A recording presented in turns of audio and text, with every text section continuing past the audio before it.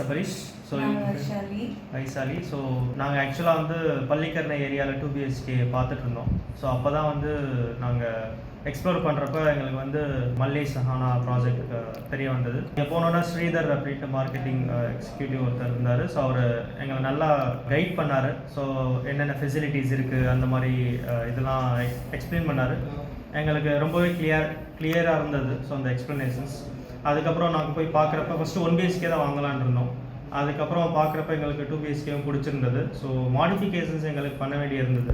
Almost nearing கம்ப்ளீஷனாக இருந்தது. But நாங்கள் சொன்ன மாடிஃபிகேஷன்ஸ் வந்து அருணகிரி வந்து கிளியராக புரிஞ்சுக்கிட்டு அதை கரெக்டாக பண்ணார். எல்லாமே வந்து ஆன் டைம் நடந்தது.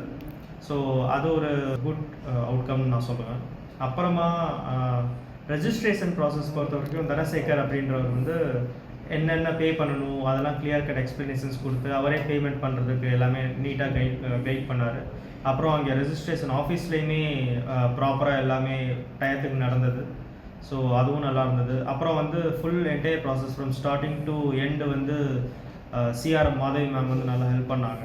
ஸோ எங்களுக்கு மல்லேஸில் ஒரு பெரிய பாசிட்டிவ் என்ன நாங்கள் பார்த்தோம் அப்படின்னா எல்லாமே ஆன் டைம் நடந்தது அட்லீஸ்ட் ஃபார் அஸ். ஸோ நாங்கள் புக் பண்ணதுலேருந்து சொன்ன டேட்ஸில் கரெக்டாக அந்த செக் பாயிண்ட்னு சொல்லுவாங்கள்ல எல்லாமே கரெக்டாக வந்து ப்ராப்பராக இருக்கும்.